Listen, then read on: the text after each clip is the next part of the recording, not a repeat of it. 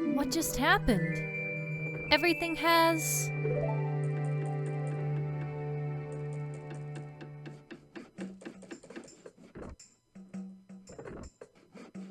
started over.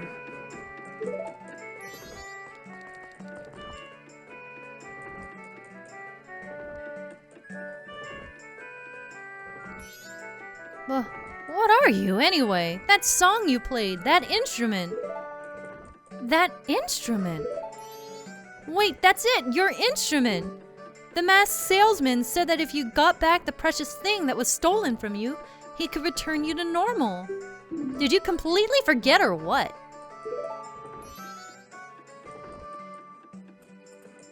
Hey guys, MasaeAnela here, and welcome back to another episode of The Legend of Zelda Majora's Mask 3D.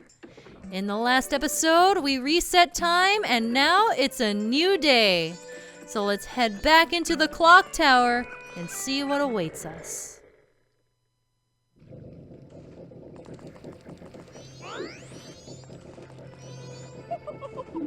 Were you able to recover your precious item from that imp? Oh, you got it! Then listen to me. Please play this song that I am about to perform, and remember it well.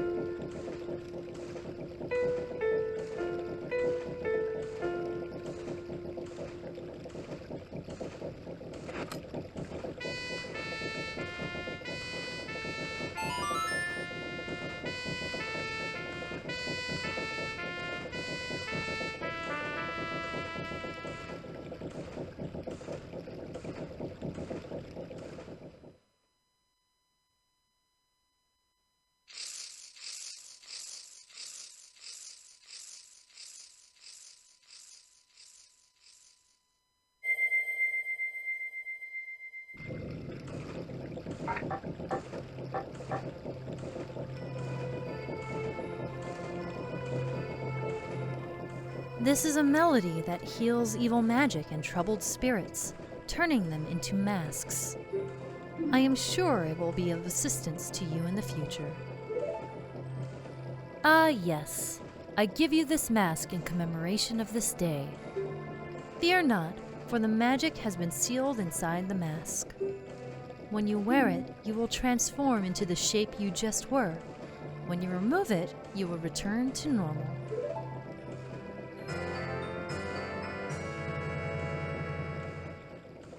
You got the Deku mask to keep as a memento. Wear the mask to inhabit the body of a Deku. Take it off to return to normal.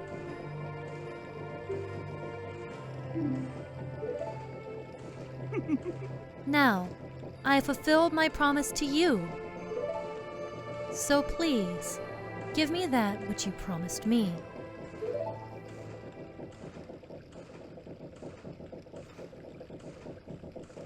Don't tell me. My mask. You did get it back, didn't you? What have you done to me? If you leave my mask out there, something terrible will happen!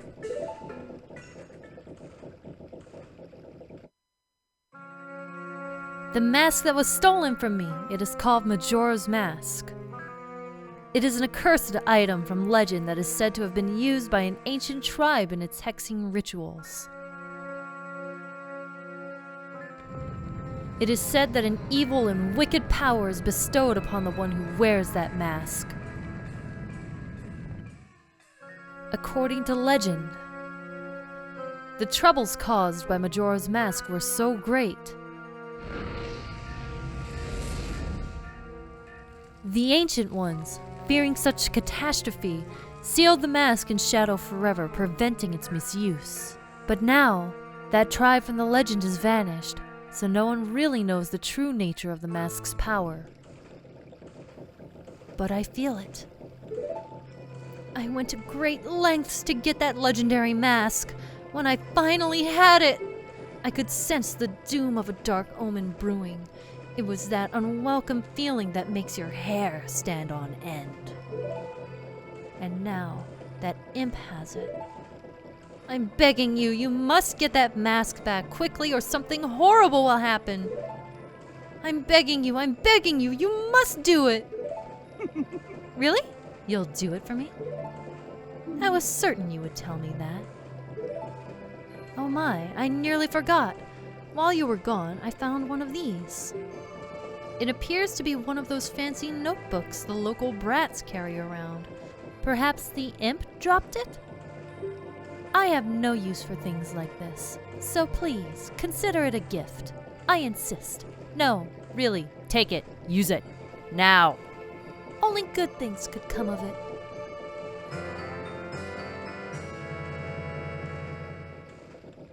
You got the Bomber's Notebook. It allows you to keep track of events and people's schedules.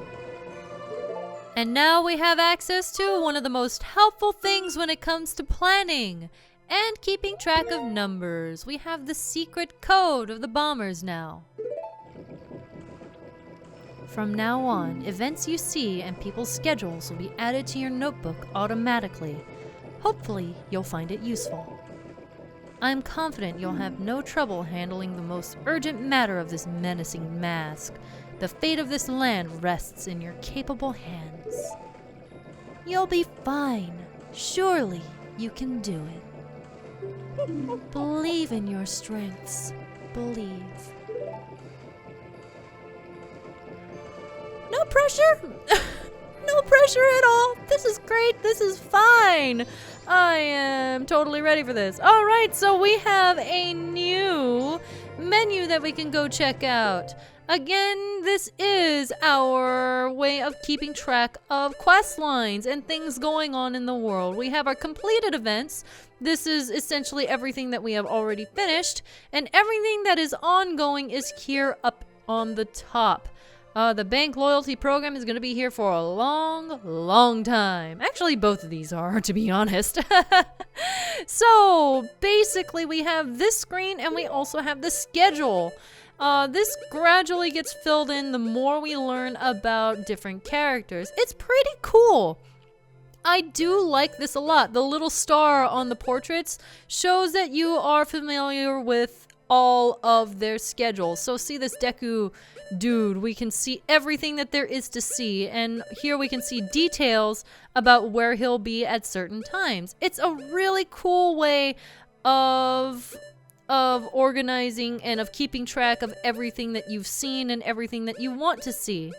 On top of that, we have this. It is a locator to see where exactly they will be.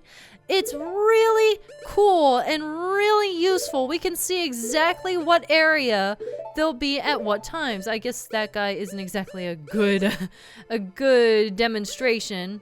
I guess nobody really is right now, but whatever, because everyone is stationary right now. But if they did have different places to be, this is where we would find out about it. On top of that, we also have an alarm, which we can set to whatever time we really want at any time of day. So it's pretty neat. We could just set it, it is the 1st right now, we can set it for 7 a.m. So in 34 minutes, we will hear a little notification that something is coming up.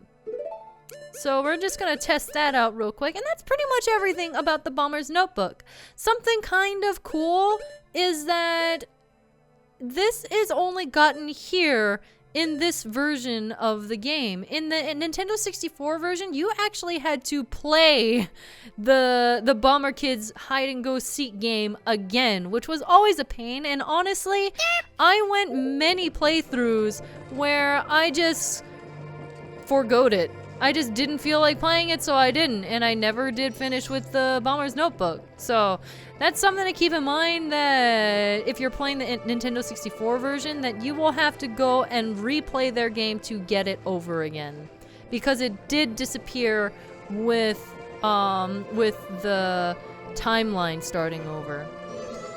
This Sheikah Stone finally has some things to say to us now.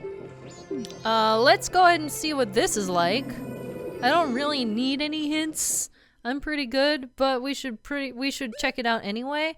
We get hints about pieces of heart, which is pretty neat, I guess. Oh, is this one that we don't have? Oh, the slide tree. Oh no, the god is saying that we have it. So if we see this, we can select it and it'll show us a picture of how we might be able to get the heart piece in question. It's a nice way of filling out your 100% rewards and crap like that and figuring things out. The story-based ones are actually a little bit more in-depth. Let's say we're gonna say help the Great Fairy. It will pretty much show us a little snippet of what we have to do in video form. So that's pretty cool too. It's a very good way of finding hints in-game if you're stuck. And honestly, Majora's Mask is a very, very detailed game. If you are having problems, then I don't blame you for a second because it's very deep and it has a lot of depth and the days can get a little bit confusing. But now, since we've caught up with everything that is now available to us, we can head outside. That mask. The Skull Kid uses the power of that mask to do those terrible things. Well, whatever it takes, we've got to do something about it.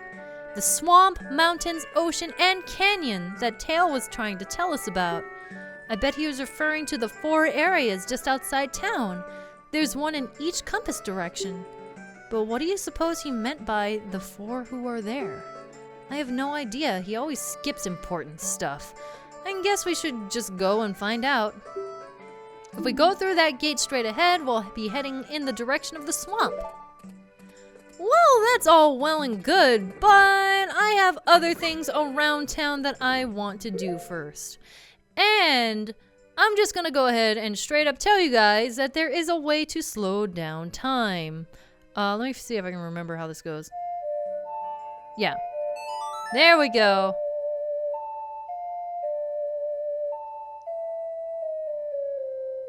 The inverted Song of Time slows the current flow of time to like a third, I think, or some really ridiculous amount. It's going to pass super slowly now, and that's really helpful. If you want to do challenge runs, then I guess you could do without, but I honestly really love that we have this. It's really helpful, and the Scarecrow kind of gives you a tip about it, but other than that, you don't really get told about it at any point, I don't think. Other than that, we also have this song. The Song of Double Time allows you to skip ahead in time. This is vastly improved from the Nintendo 64 version. In that version, you just kind of skipped ahead to the next time period. So if it's during the day, it'll skip to nighttime. But in this version, you can pick to the hour of when you want to fast forward to. It's really cool. So we can go straight to the dawn of the second day, or we can do anything in between. It's very convenient. We're going to be using this a lot, and I'm really excited that we can actually pick out specific hours. Okay, so I'm trying to remember exactly what I want to do. I guess what we could take care of right now is that we do have to go and see the Great Fairy again. And it's in the laundry pool. Tattle wanted to scold me for taking my time, but... Oh, there! This is the alarm thing I was telling you guys about. Hey, wasn't there something you needed to do right about now? You better check your schedule. So that was just a test run, so there's nothing that we really need to take care of right now, so that we don't have to worry about that. But it's very nice and very convenient if you don't want to pull out your own alarm on your phone or whatever. It's just kind of nice to be able to do it within the game itself. Head into this area. We need to grab you again. Please hear my plea. Yada yada yada. We've already done this. Jump across here and we're good. So now that we are ready to go, I will see you guys at the Great Fairy's Fountain. What? Tattle! What do you want? Oh, I almost forgot. Do you remember what the Great Fairy said? She promised to give us something good. Let's go see what I don't know. Where do you think I am? Look at where I am right now. Tattle, please. maybe don't do this to me. So here we are in the Great Fairy's fountain again, but we don't have to listen to her initial please hear my plea, etc., because we have already heard it once before.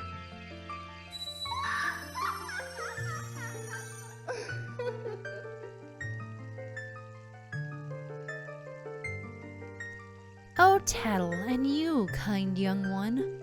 Thank you for returning my broken and shattered body to normal. I am the Great Fairy of Magic. Please allow me to ease your weariness as a token of my gratitude.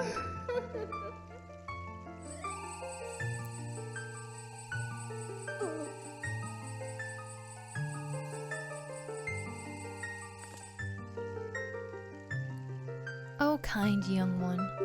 Scattered throughout the 4 temples of this land are more stray fairies, which belong to great fairies who are broken, just as I was. Please find a way to save them and return them to their fountains. Surely they will aid to your strength. Allow me to grant you something good so that the stray fairies will not fear you. You got the most hideous mask in this entire game. I'm sorry, I hate this mask so much. You'll know when you're close to a fairy who's lost in a temple and the mask hairs me.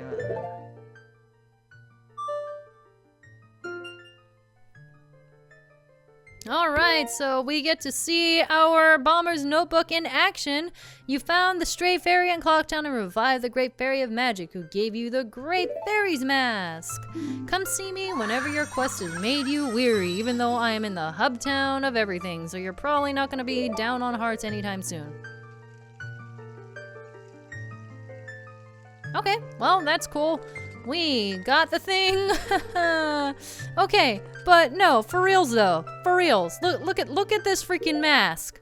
Look at this freaking mask. Okay, I'm just gonna drag these 2 down. Okay, first of all, we do have the Deku Mask, and Masa embodies the courage of a Deku Scrub. Wear it with blah blah blah to assume its form. So that's a new item that we got. But this beckons stray fairies that are lost in temples. The mask's hair will shimmer when one is nearby. Look at this! Why do I have to wear this in temples? Why? Look at this freaking mask! And it's so intrusive. Could I not just like have gotten a pin of some sort? Some sort of nice looking understated, it won't bother anyone sort of deal?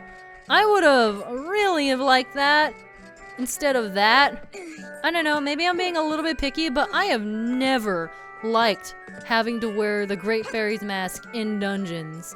It kind of breaks the atmosphere to me because you're trying to like, I don't know, not die and trying to figure out your way around dungeons and crap like that, and then, oh, surprise, you have this great big ol' pointy tits' face on your face. Yes, that's how I'm gonna describe it, and you can't stop me. I hate that mask so much. Okay, so, beyond that, we are going to go to West Clocktown now. We still have quite a few errands to run while we are in this vicinity, so it's gonna be a little bit until we go to this is not West Clocktown. It's gonna be a little bit until we go out to the big Great Blue Yonder, but at least we're getting some things done, I suppose. Head in here. And we have this building, which opens up.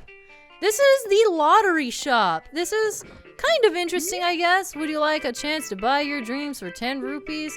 Pick a set of any 3 numbers, blah, blah, blah, blah. I'll buy it. I don't have enough rupees. That's perfect. Okay, yeah, you have to tell me that you can't see his face for some reason. Yeah, that's not shady. Get it? Because it's in shadow. Here I am, shady man, take my money. What numbers? I guess I'm picking 111. We'll do it tonight from 6 o'clock to 11 o'clock. Your lottery ticket is good only through tonight. So, we picked up the last lottery ticket, and now he's gone. We finished selling tickets today. Please come back tomorrow. Okay, so, we're gonna have to come back later in the evening to check if our 111 actually won.